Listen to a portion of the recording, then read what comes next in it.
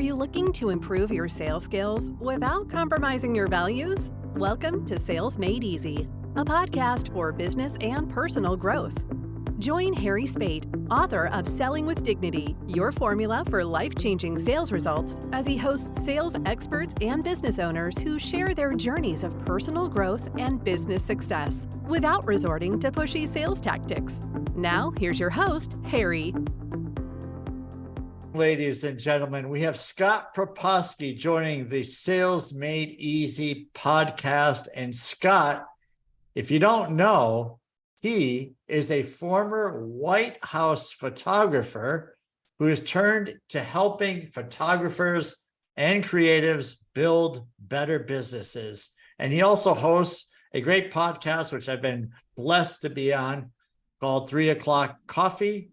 And I think it's 3 O'Clock somewhere, but it is a very nice podcast. So I encourage you to check out that show and leave Scott a nice review. So Scott, welcome to the Sales Made Easy podcast. What is the good word, sir? The good word is, I got up today and it's a great day. You keep it simple, with a little gratitude. Keeping it simple, photography business made simple is my product and services. And I'll tell you a little story why I said that. It's my dad's birthday today. Oh, he's 81. Wow. Congratulations to Scott's dad. Yeah. And I called him this morning and I said, let the celebration begin. And I said, what's the good word? He goes, I got up this morning. I got up this morning. So I like your dad already. I stuck in my head and I said, so that's the good word for my dad. He got up this morning. Yeah. Well, there is value in appreciating the little things in life, like breathing, getting up. Without breathing and without being able to get up, our lives would be a whole lot different. Yeah. I kind of experienced that actually in 2022, forget the years. I had a few knee surgeries, and my knee and me are still trying to get to know each other. Because the body's older than the knee, so we're just trying to figure out each other. Okay. Yeah. As well as the shoulder, that's brand new too. So it's been a little challenging year, right? Get to know everybody. And so when you wake up one day and you're in your living room and you're using a walker. Oh my goodness. And you're you come home from surgeries, they throw you back home. And I'm how did this happen? Boom, I'm in a walker in my house. Why? And so we got through all that. And so people say, Scott, you're always so happy. I'm I'll tell you, from the days of using my walker around my house and not being able to use my hand and my arm for 6-7 months, you know what? I feel great. Just like my dad said, I got up this morning. Right. And so I can really appreciate when you don't have something, you get it back. You could have all the money in the world, but if you can't walk and move and do things, what good is it? So I'm enjoying walking, moving, and getting up. Yeah. Yeah, I totally can appreciate that. It's unfortunate, but we take so much for granted in life. And when we're kids, I'd say younger than 40, there is no mortality in sight. And then maybe in our late 40s, we hit the 50, and then, we realize we're on a downward slope if we live to be 100. It's kind of always been the benchmark for me. I've got less going down than I had going up. So got to appreciate every day, because you never know what's really lies ahead and how many you have left. Yeah. And, kind of segue into, selling as what we're talking about. And so many people, when I talk to them, it's usually a story. And I know Donald Miller, the Story Brand. He's one of my coaches, so I'm a big believer of the Story Brand and having a story that sells, right? Yeah. It's the framework for a lot of people, but I actually do it naturally because I'll use a story and I'll talk to somebody, and before I'm even finished the conversation, It's about, okay, so how do I get started? What do I need to do? Mm-hmm. And it was because of the story Yeah. that I told. Well, you got me going with a story about your dad's birthday. So it Right? is, these little micro stories even are super valuable in sales. So yeah, tell us a little bit about your history, Scott, because I asked you earlier, I said, have you ever had like a real job? Because I'm looking at your bio on LinkedIn, and it's always been, you've been around the world of photography and now you're helping small businesses. So you've always been entrepreneurial. I never, I never had a job, like being hired for a job, Mm-hmm. other than for a quick hot minute. A quick hot minute in 2020 during the pandemic. I was caught in my house. I'm like, I need to do something and go out. And I took this corporate job, Oh right? boy. And not in my field, not in my unique ability. But I'm like, what else? Nothing else going on.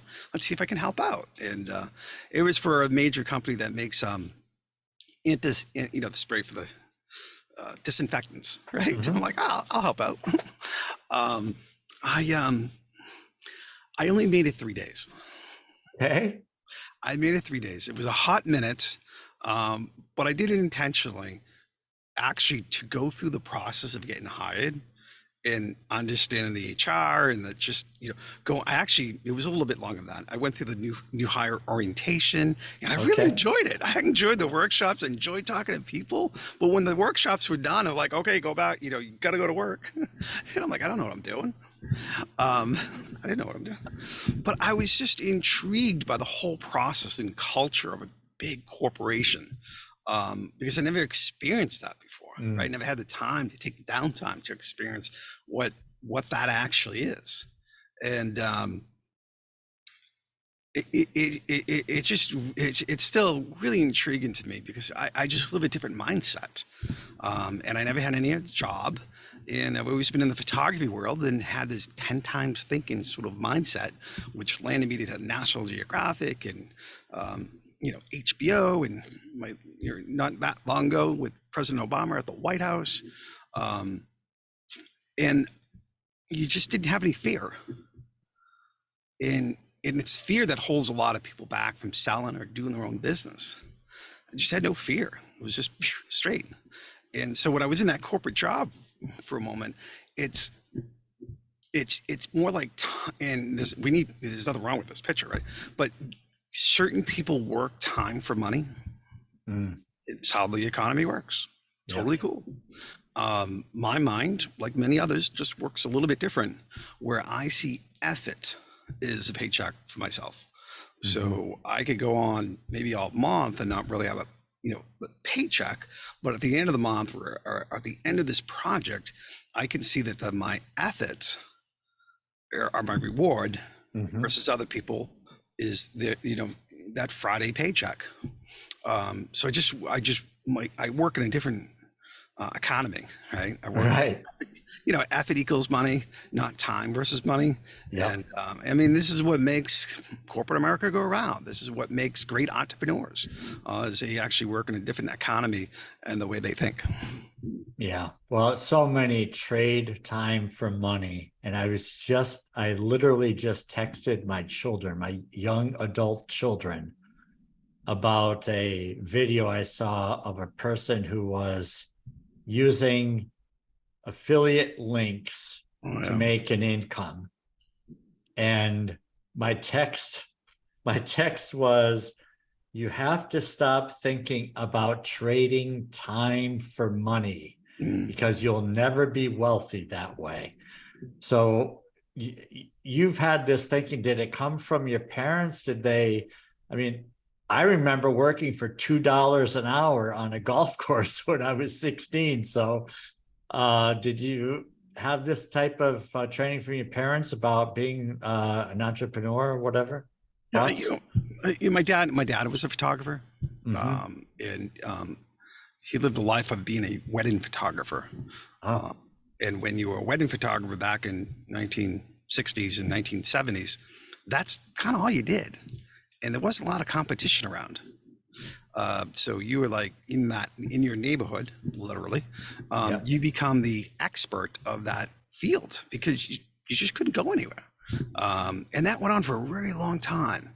And you think of that as your product and services, they were not commoditized at that time. For my dad being a wedding photographer in 1960s and 70s.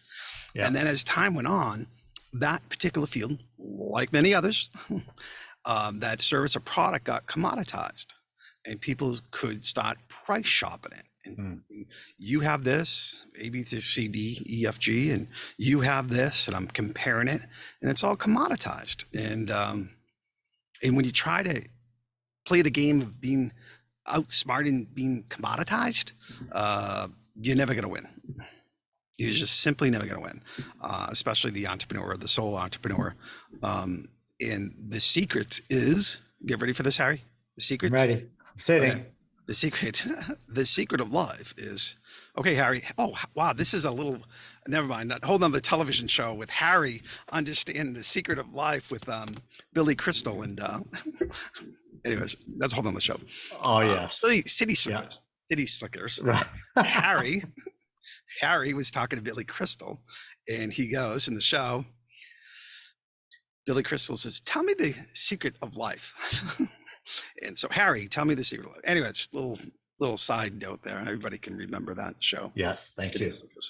The secret is being unique and taking your product and packaging it and making it so unique that you can't even compare it to anybody else because it's just so damn good, right? And that's it. That's it. That's a great secret. So how does someone who is in a commoditized business, like for instance, there's a few people that will do headshot photography. Yeah. And I recently had a headshot photographer on my podcast and he really was talking about understanding the brand and the message and what the business is about before you would take a photograph of a person. So, yeah, thoughts? Yeah, I mean, that's his spin, right? And if he can relay that to his client, like, wow, this person is really spending a lot of time to get to know us. Yeah. And the 7 other people that I talked to, they just didn't care. You care. Exactly. You care. And that's his spin, which is great. Yeah. Or, many other ideas, but turn it into an experience, right? The headshot experience. Right? What does that include? Maybe it's a bunch of snacks and,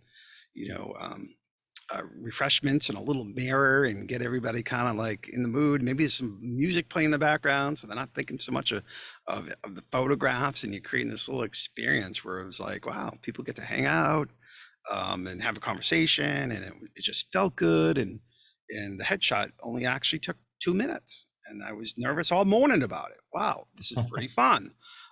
So it's always been about the experience, and that's something you really can't compare because an experience can never be commoditized, right? Yeah. Well, it's so true. You think about the Uber experience, right? And how they generally just put the taxi cab business almost out of business based on the experience. Yes. Yeah. I mean, so here's the question. Did the cab companies put themselves out of business because it was so terrible that it left an opportunity for somebody to come in there and take it over? I'd say they took things for granted. Yes, would be my answer on that one.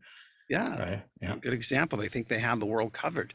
And all of a sudden, there's something else better. I mean, look at the U.S. Post Office.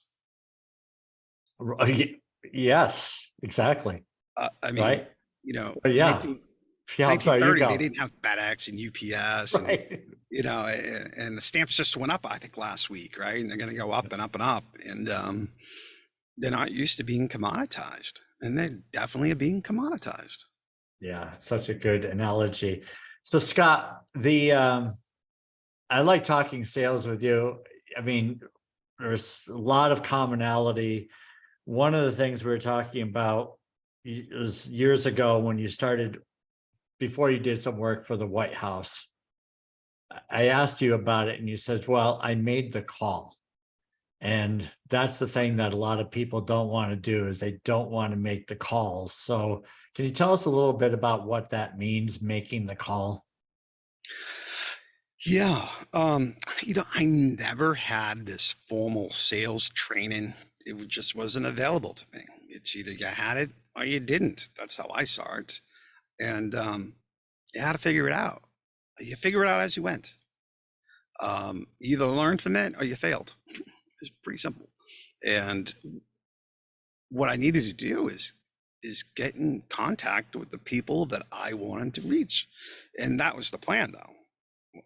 Like, I knew exactly who I wanted to reach, which was corporate America, very high-end corporate events, dealing with extremely high branded companies. It's just something I wanted. So when I was ready to call National Geographic, I simply just called. And you would say that I had a sales script already scripted, but in all reality, I actually was just speaking to what I could do, how I could help them, how they could do in a promotion. I mean, that's a sales script, but in my mind, it was so clear. And years after, a lot of people would ask me, how'd you get National Geographic, or how'd you get HBO, and how'd you get this company? And I went, I called them. Did you? Have you? And no. And I said, believe it or not, when you play in that playground of the the HBOs, the National Geographics, the Microsofts, these really big clients, and you're a photographer. This is just an example, but happens to be my real life. Is that when you reach that level, that it's a level where most people don't get to, and I call it the 1%. And when you're in that level and nobody's actually reaching that high, there's actually not a lot of competition in that space, because nobody's reaching for it. Everybody's reaching for, the local little leagues or that sort of thing, where actually I couldn't land my local little league for photography jobs. Okay. But I could land Sports Illustrated. Crazy. Yeah. I was competing against a different game. It was a different game. In my avatar, my person that I could serve and what I could find was that high-end corporate event marketer person that I could add something really unique that nobody else had, that got me the job. But there wasn't a lot of competition there in anything, in any business out there. And I was just reading an article about this not that long ago, how very high-end spaces, there's very little competition in something really big. Take I'm making things up here, right? Social media, there's a lot of people in the gurus of social media, right? They're the influencers, right? So the market takes over. We hear about the influencers, so we feel like everybody's an influencer, right? The whole world is all influencers, right? But when you really kind of break it down, who are the top 1% that actually in that market space? And what do they do different than everybody else? And what you'll find is they do something different than everybody else. But the amount of people in that space that do that different thing, make those 100 calls a day, do whatever it may be in that business, is the competition's really low. Right. Yeah, it's so true. And, it's interesting how you didn't really, what is the word I'm looking for? You had very high standards apparently, and you didn't talk yourself out of, well, I'm not big enough to go after HBO or National Geographic or the White House. Did you ever have any of these thoughts going through your minds, like, imposter or syndrome, not big enough, or whatever the reasons are? I didn't. I actually felt like I was already there when I was doing it. Yeah. There was times actually that I'd be at, an event. I was actually at the White House. I remember very clearly. And I was walking around, and I was with some different people that I knew outside that I've seen on television and so forth and so on. And I go, I'm having like a little deja vu because I've actually feel like I've already been here before. Because it was actually so vivid what I was going to do and how I was going to do it that you actually didn't get nervous. You know, it's kind of like, Harry, it's kind of like a sports player. Mm-hmm. Take Tom Brady. I happen to be from Boston. Love him or hate him. I mean, you're from, I'm a big fan, so it's a safe treat for you. But take somebody like Tom Brady. Do you think he's actually nervous at the end of the game when there's 3 seconds left and he has to throw the football to win the game? No, he's excited. Right. Yeah. He's not nervous at all. He's played that in his mind a million times. So when the time comes, it's not nervous. Yeah. We're all nervous sitting on the couch at home. Right? Yes. But you're like, how can he do that? Oh my God, I couldn't look. But he lived it in his mind so many times. Yeah. And it's the same thing it's really mindset. About having a good conversation with a call in the White House, right? Is that I felt confident enough, and that could be heard in a voice. Yeah. So when you're that confident about selling anything, it works. But in order to do that, in my opinion, you need to sell yourself first. If you can't, right? I mean, if you can't sell yourself, how are you going to sell anybody else? Mm-hmm. Yeah. That's where all good selling starts, in my opinion, is number one there. So let's talk about the storytelling. How you said that you work with Donald Miller, but you've always been a storyteller. So was this part of the way you got business, was by telling the stories? Before you met Donald Miller, I'd say. I mean, yeah. I mean, I like to believe so. And I did it unknowingly, honestly, because I would be with the clients and, and I'm like, hey, just common conversation. And I said, well, I just got back from DC and I was with, I did this event for the president. I was just talking about what I did last week. And it was a story because I was explaining, when I flew to DC and I had to check my luggage and I had a problem with the luggage, but I had press credentials, and I'm going into the story of why it's important to, travel with my camera gear. And it was a story, but, there was a storyline to it that followed it. And it was memorable. It had an outcome, and it just stuck with the people that I talked to. I just been doing that my whole life, not knowingly. Yeah. No, I could see that you're that type of person where you can hold a conversation well and you keep it interesting and entertaining. And so there's value in that. And so when you incorporate those traits in sales, you may not have a name for it until Donald Miller comes along and writes a book and called The Storied Brand. You go, oh, that's what I've been doing this. Is that what I've been doing? That's kind of leads into how I help photographers. My business is helping photographers, creative individuals, and musicians. And when I have a conversation with somebody, and we talk about their business, as they're speaking, I can actually see the story. And a lot of times they are stuck in a jar and they can't see the label from the outside. But for me, it's just so obvious. Right. And I get like, sometimes when they don't want to, they don't agree with me. I get kind of annoyed because I'm not even selling them. I'm like, if we never talk again, just remember this is where you need to focus on. Because I'm so passionate about it. It's like, oh man. Right. Yeah. I mean, it's interesting how sometimes it's easier to pick up. Well, it's always, I think it's easier to pick up the path for someone else and what they could be doing versus us being inside the jar as well and saying, where do I go? What do I do next? I got all these things going on. What's next? And then it's obvious when it's someone else. It's just clear as day, isn't it? It seems that way anyway. I had that same epiphany actually not that long ago. Because pre-pandemic days, the photography jobs and what I was doing was very abundant. Okay, we have the pandemic, things changed. We're not going to go down that story.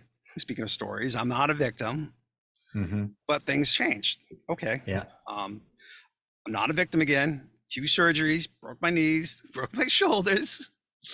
Time went by. Not a victim yet. Yeah. Yet. I'm not at all. Not at all.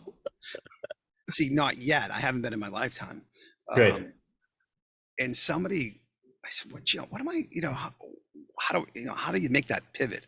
How do you make that shift to the next thing? And I'm like, and somebody told me, goes, well, why don't you just help photographers do what you've been doing? I'm like, what? Like, what are you talking about? And he's talking to me like I had, 3 eyes, and he goes, what have you been doing the whole time? You've been coaching your team all around the country of culture, stories, seeing things and being in a unique way. And that's how we built the company up. And so just keep doing that. Just keep doing that. Good stuff.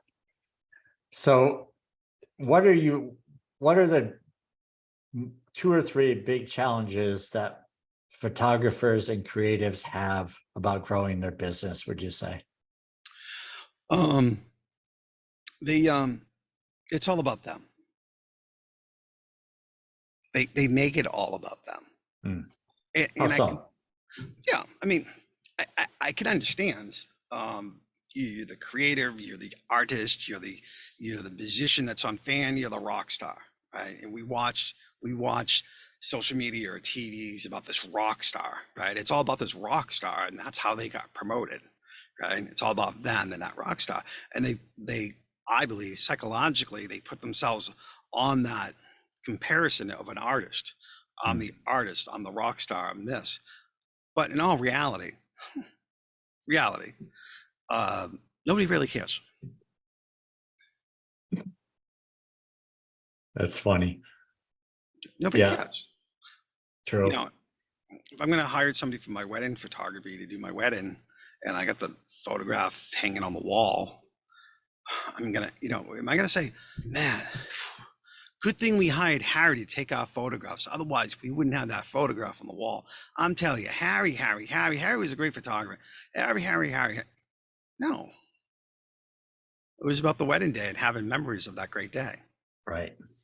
And so they talk about themselves, and that gets into the website, their brand, their website, and they always talk about, me, versus make it about the customer.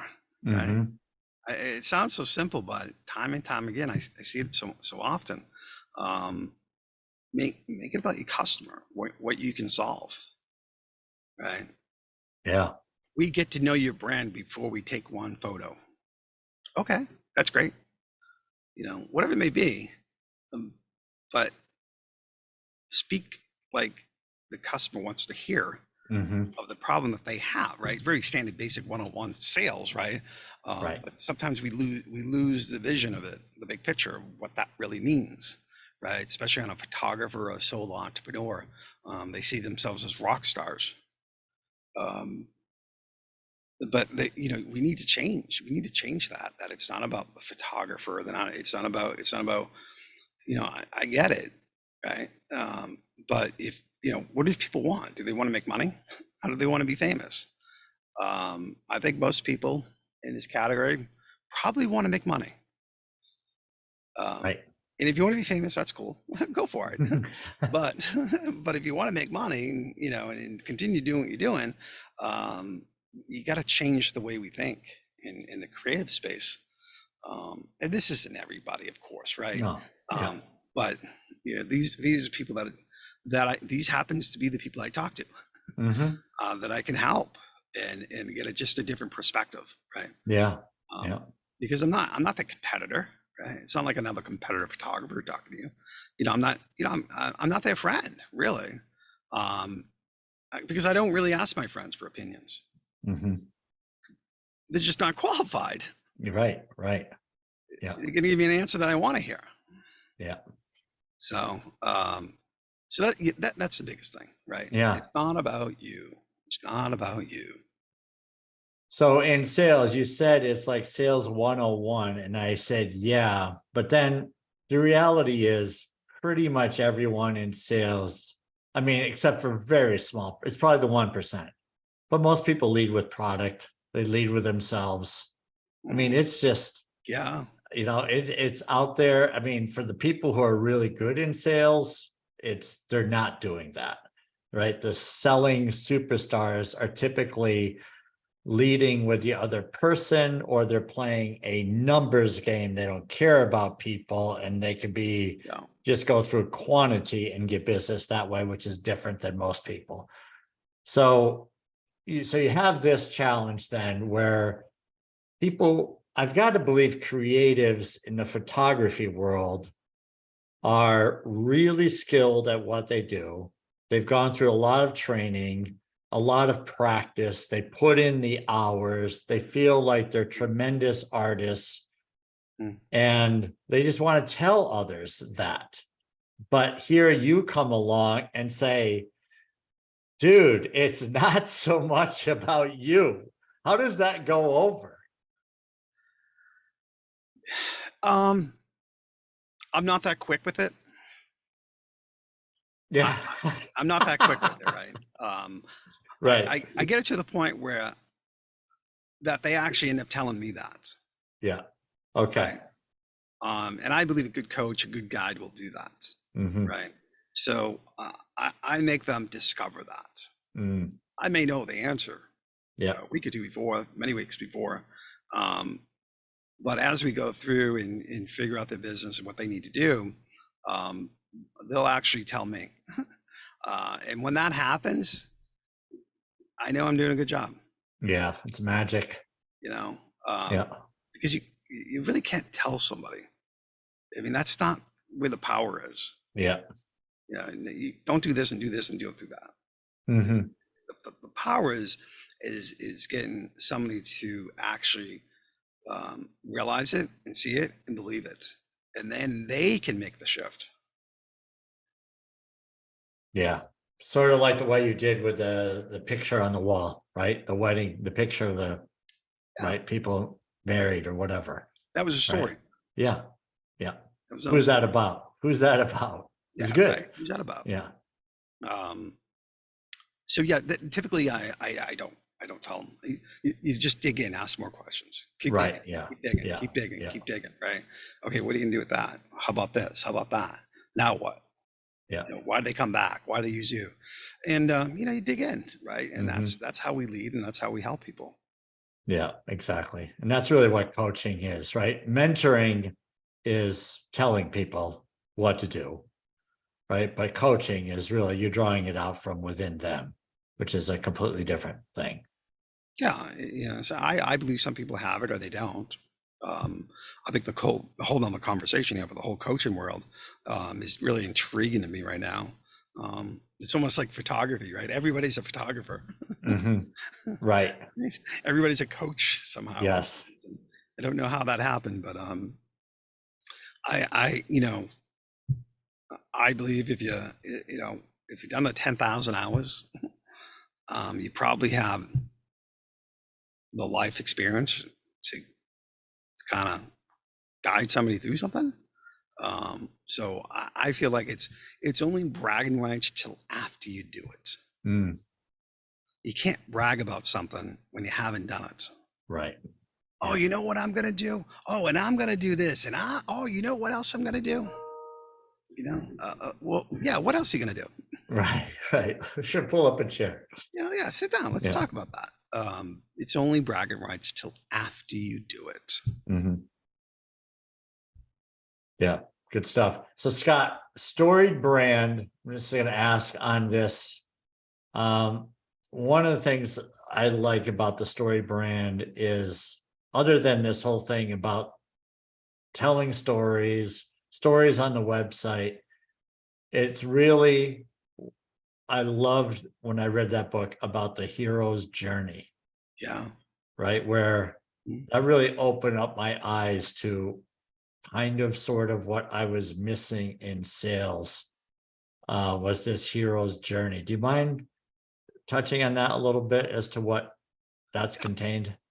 Yeah, no, it's great. By the way, with Donald Miller, you can be a certified story brand guide, as well as a certified business coach with Don Miller, which both, so that you get this inside scoop of his, of the concepts of building a simple business. And he promotes that because Don only has so much time, right? Right. That he produces a book and he helps guides and coaches like myself kind of like guide us to, here's what I've seen in the business world, solve problems. So there's a whole lesson to be learned besides just a story brand with that whole, what I call culture, right? Because it's a certain person that identifies it with it. But to answer your question, the journey, the hero's journey, right? And there's a formula to it, right? And when you fill out this formula of different sections, and it's a questionnaire that asks the person questions. Good question, get good answers, right? And the first one is what's the biggest thing that this person has? What's the problem they have? So what's the problem they have? Harry doesn't get out much, and so he doesn't see a lot of people, which is really unfortunate.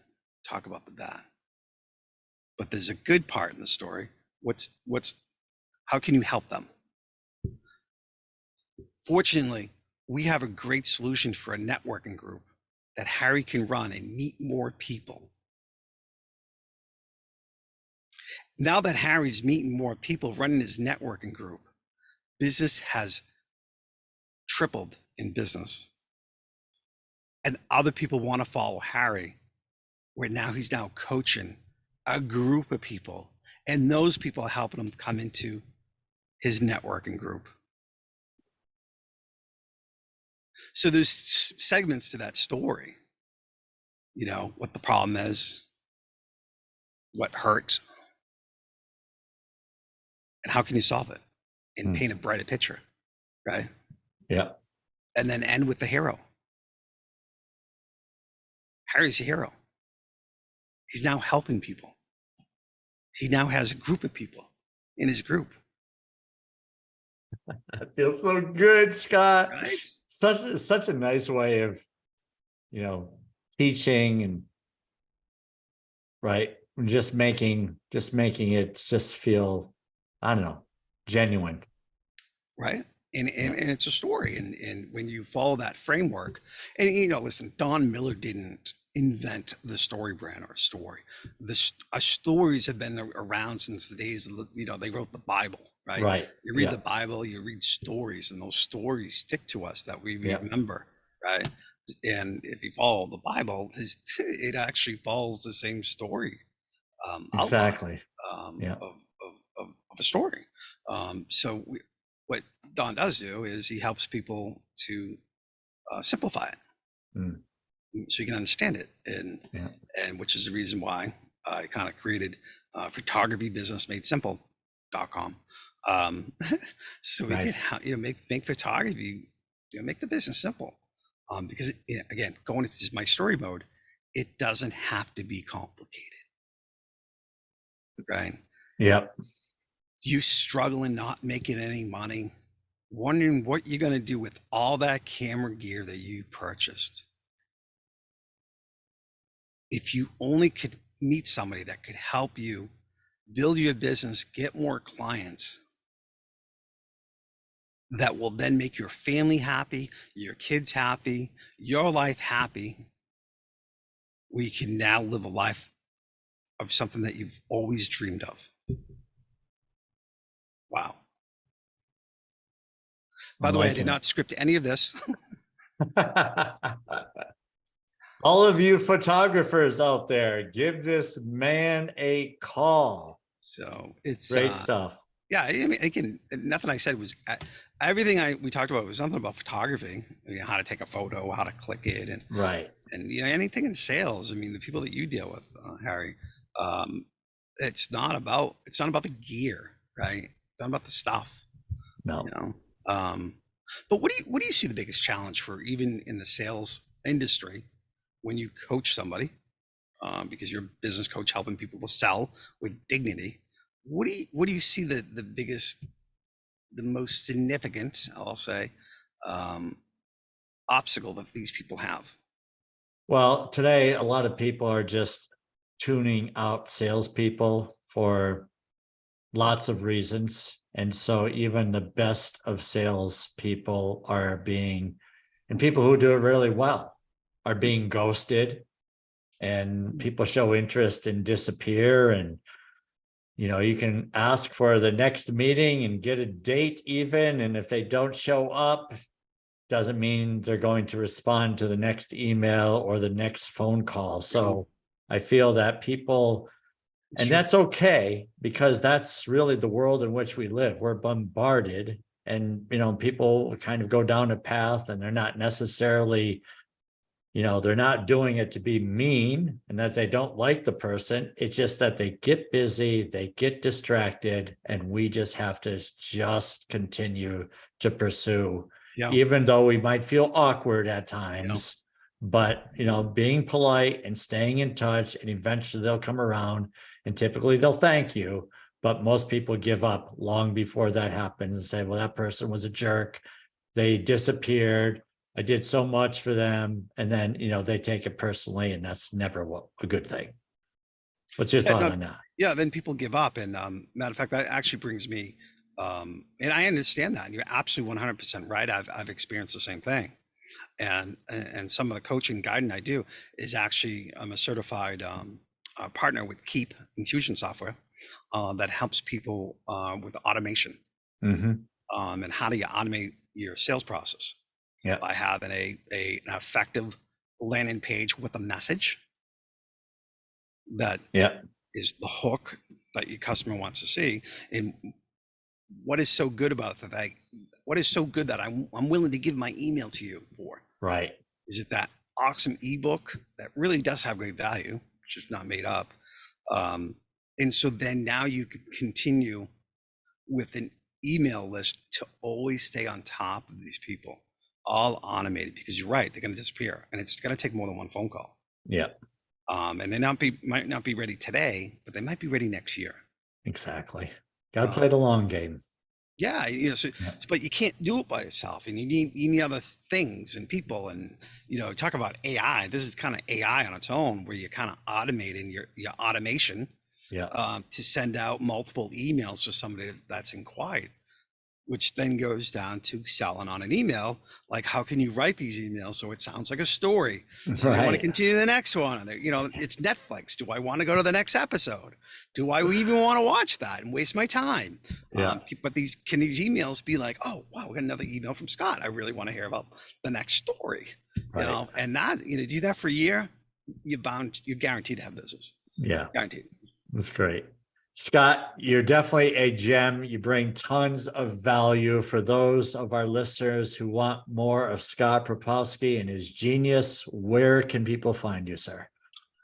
They can find, I made it simple. Again, it's scottproposki.com. It's my first name and last name, scottproposki.com. And we'll put that in the show notes. And thank you so much for visiting us. Any final thoughts or something I missed here that you'd like to share with the audience? No, I appreciate what you're doing, Harry. I mean, more people need, you know, how to sell that dignity. And people have this image of salespeople that selling snake oil, right? And you're actually selling something because they actually want it. You can actually help their lives with this product that you're selling. Salespeople aren't sleazy. They're actually there to help you on something that you actually need. So Exactly. keep it up. Yeah, will do. You too, sir. Thank you for listening to Sales Made Easy. If you found value in our conversations, please subscribe and leave a review. Our goal is to provide practical strategies for growing your business while staying true to your values. Remember, success in sales is about serving your clients. Serve first, and the selling will follow. We'll be back soon with more insights and inspiration. Until then, keep serving and providing value to others. Good things will happen.